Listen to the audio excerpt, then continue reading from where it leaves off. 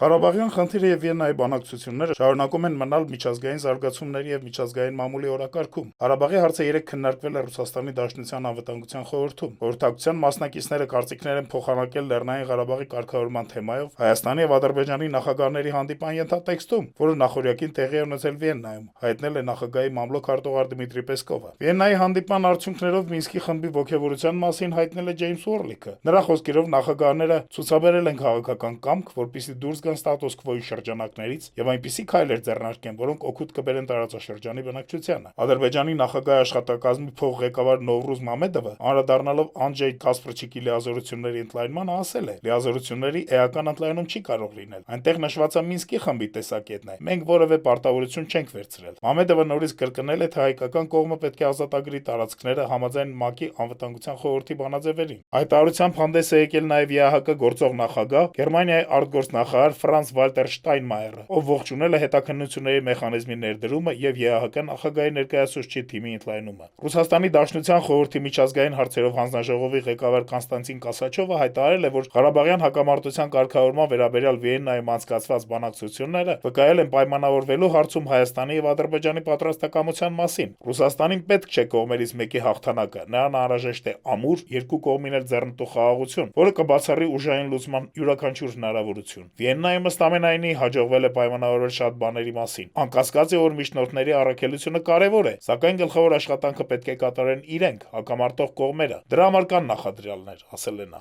Ռուս հայտնի փորձագետ եւ ռազմական մեկնաբան Պավել Ֆելգենգաուերը մեկնաբանել է Վիեննայում Հայաստանի եւ Ադրբեջանի նախագահների հանդիպման արդյունքները։ Անդրադառնալով Ստրատֆորի գլխավոր վերլուծաբան Եվգենի Չաուսովսկու կարծիքին, թե Ղարաբաղում այլևս չի լինի պատերազմ, Ֆելգենգաուերը ասել է. «Ես լավատեսության իրական հիմքեր չեմ տեսնում։ Մեծ հաշվով Վիեննայում Հայաստանի եւ Ադրբեջանի նախագահների հանդիպումը անարդյունավետ էր։ Միայն պայմանավորվեցին գոյություն ունեցող ԵԱՀԿ գործող նախագահի անձնական ներկայացուցչի ինստիտուտի ընդլայնման շուրջ։ Եվ ինչ, եթե հակամարտող կողմերից մեկը շահագրգռված չէ հրադադարի հարցում, ապա ինչ չի լինի։ Ամեն դեպքում թե Հայաստանը, թե Ադրբեջանը հենց պատերազմի են պատրաստվում»։ Ռուսական Նեզավիսիմայի գազետան «Ղարաբաղում սրբազան զոհ են փնտրում» վերնագրով հոդվածում նկարագրել է Ղարաբաղյան հակամարտության կրոնական եւ էթնիկ հարթությունները։ Հոդվածագիրը հիշեցնում է, որ Ղարաբաղի վերաբերյալ բանաձևը ընդունվել ապրիլի 15-ի իսլամական համագործակցության կոնֆերանսում, որտեղ շեշտվել է, թե հայկական ուժերը ավերում են մզկիթները։ Նույն թեման է Բաքվում ՄԱԿ-ի քաղաքակրթությունների դաշինքի գլոբալ ֆորումում բարձրացրել Իլհամ Ալիևը։ Բազմիցս այդ մասին են գրել ադրբեջանական լրատվամիջոցները։ Թերթը նաեւ նշում է, որ շատ դեպքերում այդպիսի զեկույցները չեն հաստատվում։ Նեզավիսիմայի գազետան նաեւ հիշեցնում է Քյարամ Սլոյանին գլխատելու դեպքը, այնտեղ տեսնելով ազգային բաղադրիչ։ Այս դաշնությունը ըստ թերթի բնորոշ է իսլամական ահաբեկիչներին, իսկ բռնության մակարդակը եւ բռնության ընկալումը այժմ ավելի բարձր է, քան Ղարաբաղյան առաջին պատերազմի ժամանակ։